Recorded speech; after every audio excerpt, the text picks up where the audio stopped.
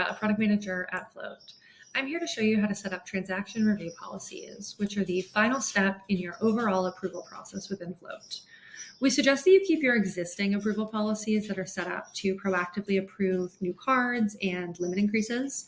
However, you can now set up review policies that are applied post-transaction and will direct those transactions to the appropriate individual depending on the settings that you have. So as an admin, you'll first want to decide if you want to have one single policy or if you want to set up multiple policies and map those policies to teams. Every business will have a default review policy generated for them, and this review policy will be applied in all instances where a team that is attached to a different policy is not attached. So effectively, if there are no other policies, then it will always apply. But if you do have another policy that applies to a handful of teams, this is what would apply in those scenarios where it's not one of those teams.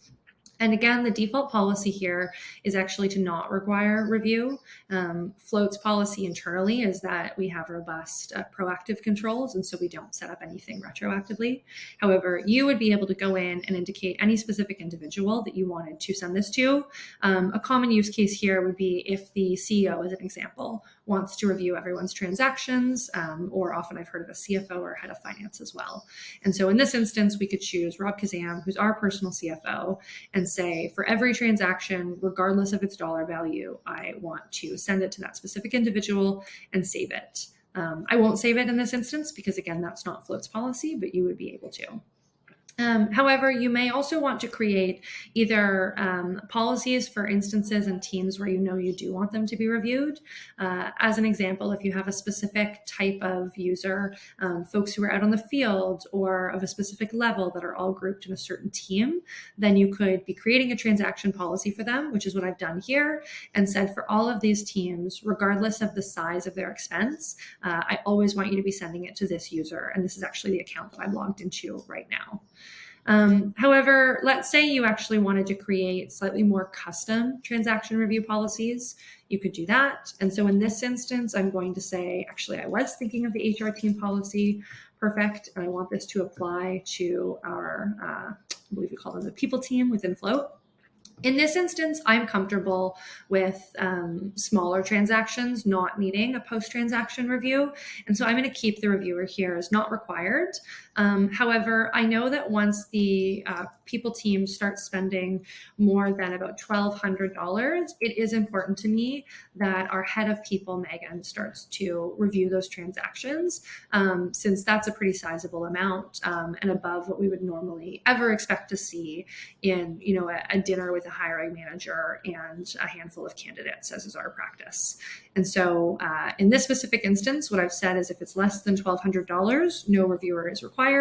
But if it is any bigger, then it's important to me that this now gets directed to Megan. And so I would save that transaction or that policy, and that is now applied and will always apply every time a transaction is tagged to a team. What does this look like from Megan's perspective, you may ask?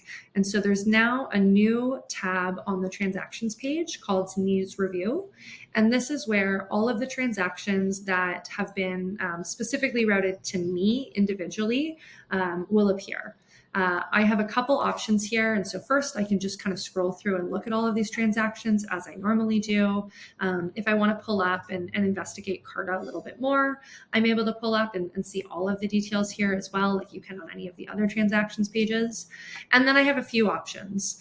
So Carta, as an example, I feel really comfortable with that transaction. It was sent to me because it's pretty big.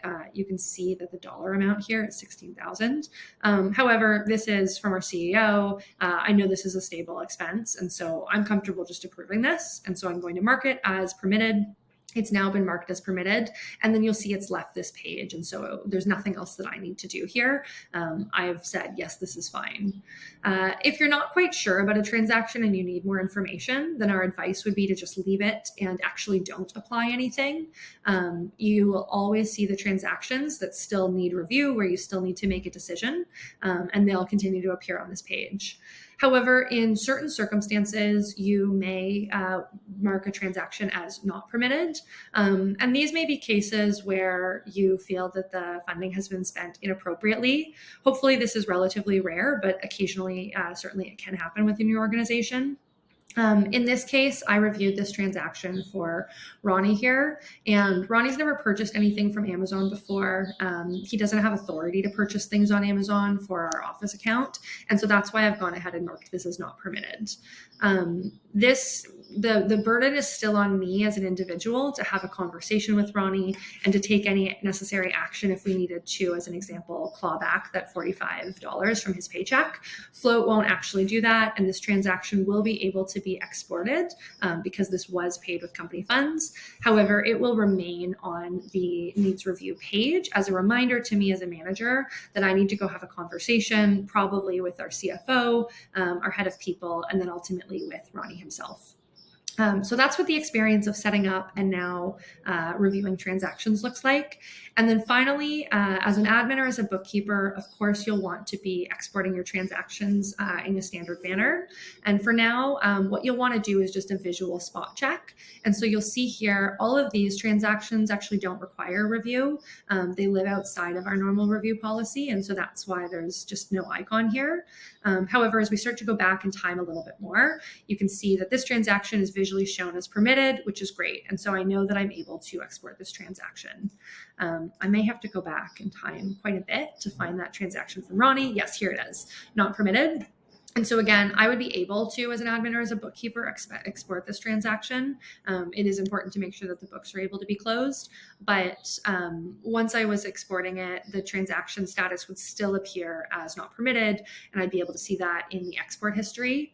And again, crucially for now, the process is to just do a spot check when you're exporting and make sure that similarly to how you're not exporting any transactions that are pending, you're also not exporting any transactions that are marked as not permitting or are still waiting for needs review, if that is your company's own policy. So that's how the feature works for now. We are in the midst of improving the manager review experience, as well as trying to make it more intuitive on the admin experience. But hopefully this is a great first start, and excited to see how you folks start using it.